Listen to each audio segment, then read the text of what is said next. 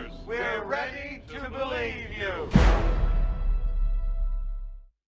Bonsoir à tous et soyez bienvenus pour cette nouvelle critique qui va être consacrée au fameux Ghostbusters Afterlife, à savoir Ghostbusters l'héritage, le fameux troisième épisode qu'on attendait tous de la saga phare qui est Ghostbusters, qui est un des piliers des films cultes de sa génération. Est-ce qu'il mérite entièrement le titre de troisième épisode? Ça, on verra ça tout de suite. Bien sûr, cette critique ne contiendra pas de spoil, jusque-là vous serez tranquille. Faut savoir que le film est réalisé par Jason Reitman, qui est le fils de Ivan Reitman, le réalisateur des deux premiers volets. Jusque-là, c'est assez rassurant, sachant que le scénario fait parmi des plusieurs scénarios possibles pour un troisième opus, qui a été signé par le très regretté Harold Ramis, et qui a été co-scénarisé avec Daniel Aykroyd, et aussi avec le réalisateur des opus, à savoir Ivan Reitman.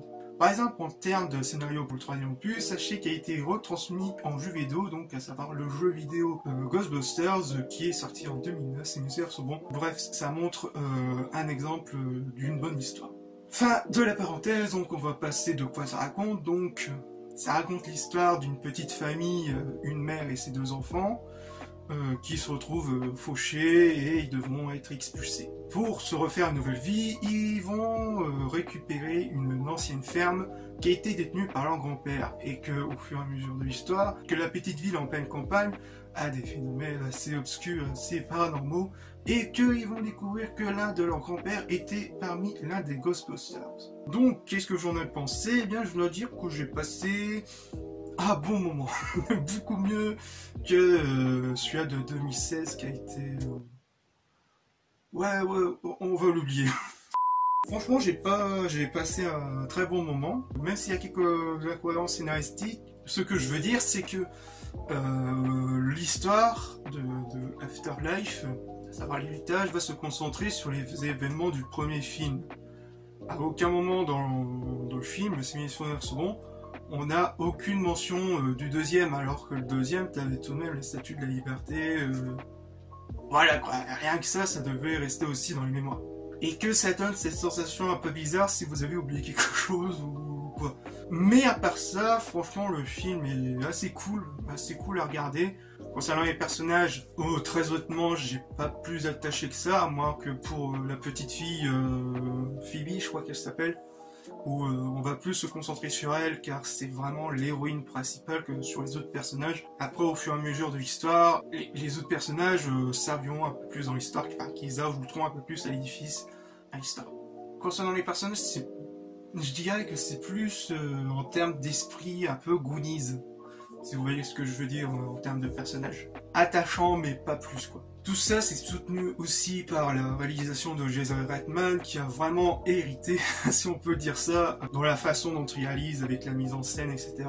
Qui réussit très bien à transmettre cet esprit Ghostbusters, tout en rajoutant un peu cet esprit, comme je l'ai dit tout à l'heure, un peu Goonies, qui fonctionne assez bien, tout en gardant tout de même un peu plus d'esprit humoristique, un peu plus esprit horreur, on va dire.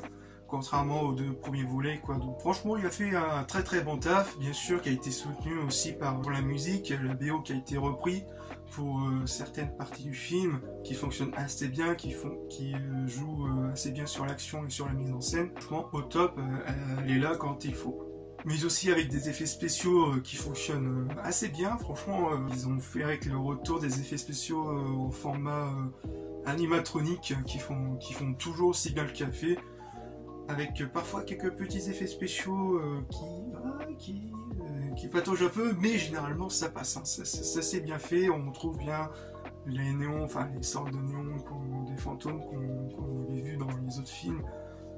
Franchement, les effets spéciaux, j'ai rien à dire, ça fait le taf. Après, concernant le fanservice, franchement, c'est plus sous format petit clin d'œil qui passe sans avoir la sensation d'overdose, quoi. Et donc ce Ghostbusters héritage, est-ce qu'il mérite d'être le statut du troisième opus? Je dirais qu'il mérite plus le statut de l'épisode du passage de flambeau tel qu'ils avaient imaginé à l'époque. Le film n'est ni bon ni mauvais, même si avec quelques incohérences scénaristiques qui met un peu en doute l'histoire, mais grosso modo, ça passe. Soi-disant rassuré pour tous ceux qui sont fans aussi de Ghostbusters. Franchement, allez-y, foncez, c'est excellent. Voilà, j'espère que cette petite critique vous aura plu et on se retrouve pour une future vidéo. Peace.